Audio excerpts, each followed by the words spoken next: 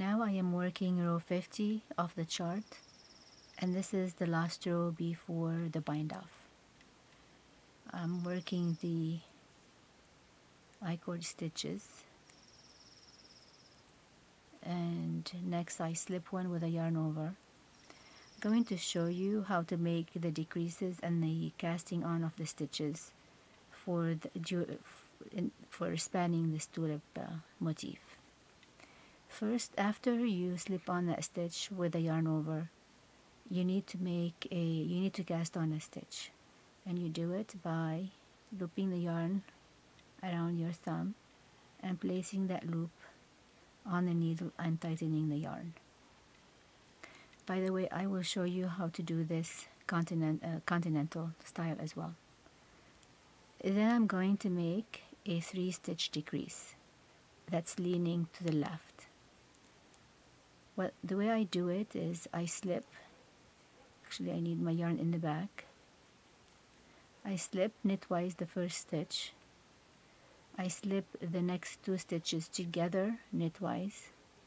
Then I knit 1 stitch, and then I pass all of these slip stitches, all of them that I just slipped, over that stitch that I knit. That's how it looks. It's leaning to the left. Then I'm going to cast on 2 stitches using the backward loop cast on method. 1 and 2.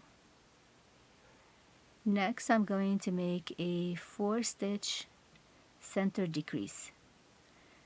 The way I do this is I slip the first stitch individually knitwise. I slip the next stitch individually knitwise. Then I take a stitch marker. I transfer that next stitch to it. It's the center stitch, and I keep to the front. Then I knit the next stitch, and I pass the 2 slip stitches over. I transfer that stitch to the left needle and pass the next stitch over it, just like that. Make sure to tighten your yarn. Then I'm going to transfer the stitch that I placed on the stitch marker to my left needle tip. Going to transfer the stitch that I put on the right needle temporarily back to the left needle, pass that stitch over, and then transfer it back for the final time to the right needle. So you can see in here the stitch in the center is popping to the top. Then I need to cast on 2 additional stitches. And next I'm going to make a 3-stitch decrease going to the right. For that, I'm going to slip the next 2 stitches together knitwise. I'm going to knit the next stitch, pass the 2 slip stitches over, transfer the stitch I just made here to the left needle, pass the next stitch over it, and transfer back to the right needle for the final time. And I'm going to cast on 1 more stitch, and I'm done with this motif. And then I continue working my brioche pattern. I'm going to show you how to do this one more time, working continental style.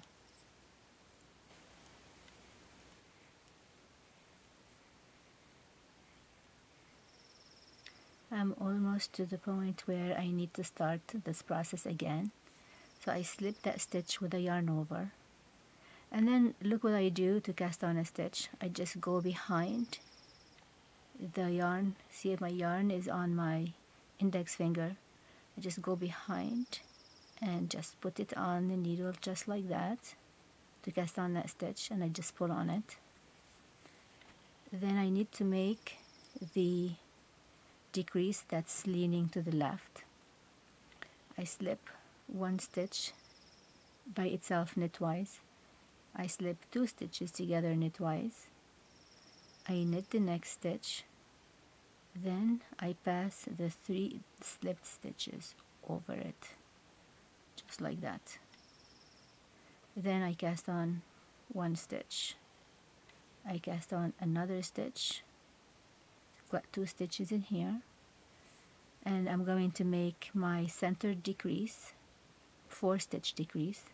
So for that, slip 1 stitch individually knitwise, slip the next stitch individually knitwise, transfer that center stitch to a stitch marker, knit the next stitch, pass the 2 stitches that I slipped over that stitch I just knit, put that stitch back to the left needle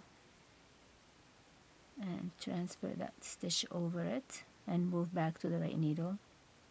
Move the stitch on the stitch marker to the left needle tip, transfer the stitch back to the left needle tip, pass the stitch from the marker over it, and transfer it one final time to the right needle.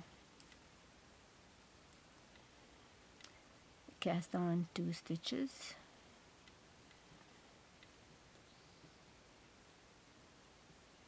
like that.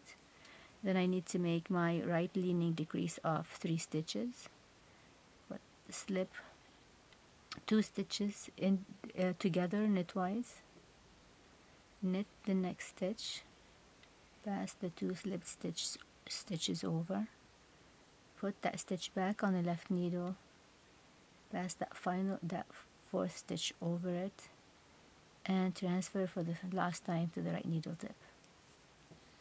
And you're finished with that.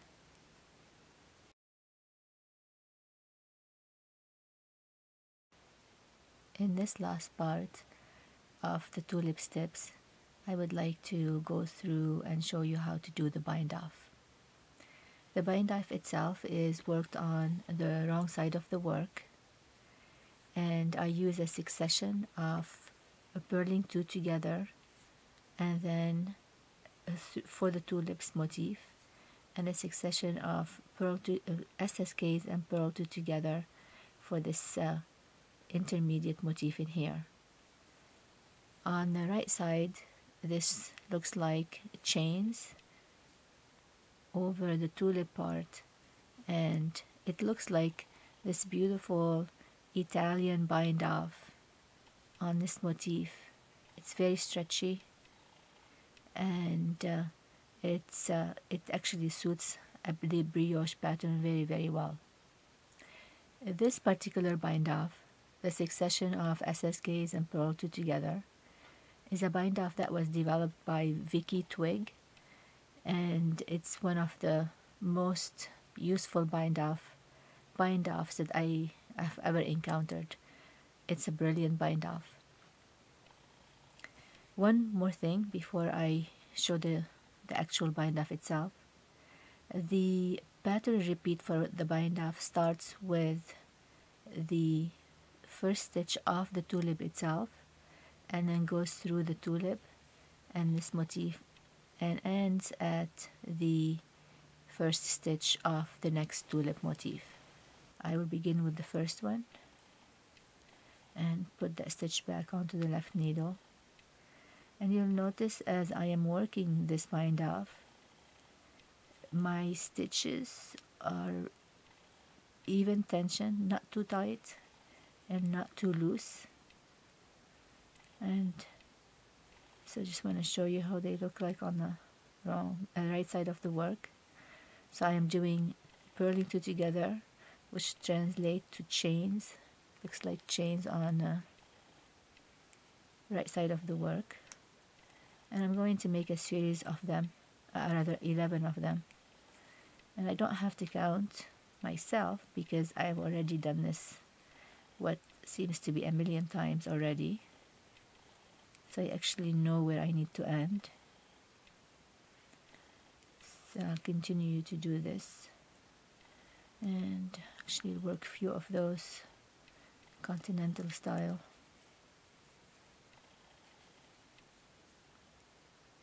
And again, as you notice, I am actually binding off stitches that I've casted on the previous row. And one other thing you'll notice is that when I encounter a brioche stitch, which is in this case, it's a stitch and it's yarn over, this is considered one stitch. So when I need to purl 2 stitches together and it's a brioche stitch, and then I purl that stitch and it's yarn over together with the previous stitch. So here in this case, then I need to purl these 2 stitches together, and then I go over all 3 loops and purl 2 together and return to the left needle. So here I've purled together all of the tulip stitches, and when I block this, I'm going to put a pin in here to block it, and you'll notice that then I can see the shape of this tulip develop like that. And it's important that these stitches stretch, or rather this edge stretches, hence why it's important that your tension on these stitches is a good tension, not too tight and not too loose. So I believe I made a small mistake in here, and that is I actually have to complete my 11 purl 2 together, and that actually ends with this stitch, not with this stitch in here. So this was my 10th, and my 11th is this one. Then I return the stitch to the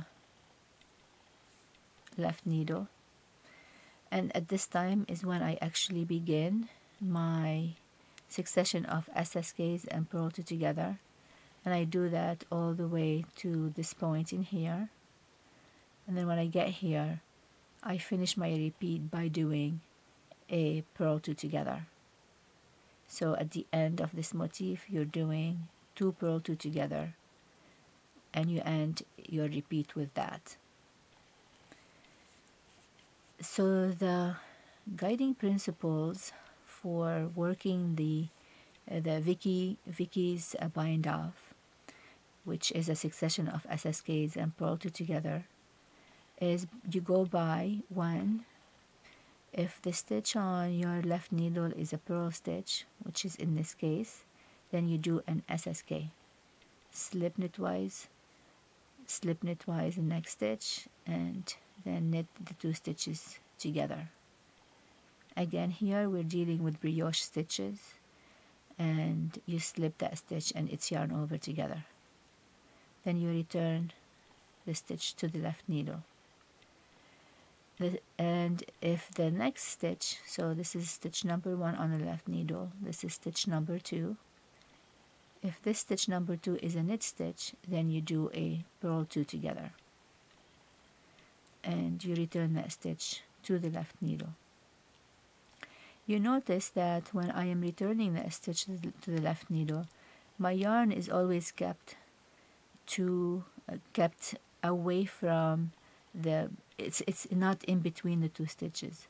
So if I am a traditional knitter, my yarn is always kept to the right. I slip the stitch to the left needle, and then if I need to do a purl 2 together, it stays in the front, or if I need to do an SSK, I take my yarn to the back. And so that's the second principle. So always keep your yarn to the right, or slip your stitch to the left needle and then readjust your yarn position to work what you need to do next. And in this case I actually need to do an SSK again because this is a brioche purl. So I will slip knitwise, and knit through the back loop, and then I slip that stitch back to the left needle, and my yarn is always to the side but never in between the stitches. If I am a continental knitter, it's a little bit more difficult, not too much, but so here I need to purl 2 together, and so I need to bring my yarn to the front, obviously, and purl 2 together. Keep my yarn to the front, put the stitch onto the left needle or move it to the left needle, move my yarn to the back, and then do an SSK. And keep the yarn to the back. Again, never in between the stitches. Slip the stitch to the left needle, move the yarn to the front, and do a purl 2 together. And again, you'll notice my yarn is always away away from the needle and the stitches when I'm slipping that stitch back to the left needle. And I adjust the position to do what I need to do next. And in this case, it's another SSK. And move the stitch back to the left needle. As a result of this cool bind off, I get this Italian-like bind off, very stretchy, and it actually conforms to the shape and the shape of the stitches. So I get a V for brioche knit stitch. I get this bump for a brioche purl stitch. And the awesome news here is I don't have to use a tapestry needle and weave this edge, and kind of what I would need to do for an Italian bind off. It's worked, it's knitted, and it's pretty darn simple once you get the hang of it. Here I'm almost to the end of this repeat, and I did forget to mention that this bind off is done with my C color, which is what would be your C color as well. In this case, mine is this lime green.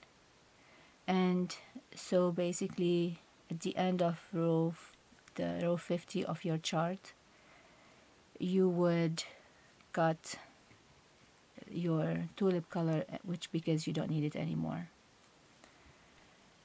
Here you'll notice I finished my second repeat, which started right here and to this point.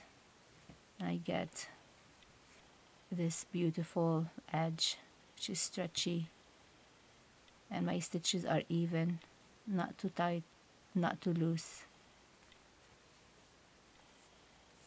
And then I can continue working to finish my last part of my edge, and I'll be ready to weave in all of the tails and block the shawl. I hope that you found these tips helpful as you embark on knitting your tulips. Thank you so much, and happy knitting.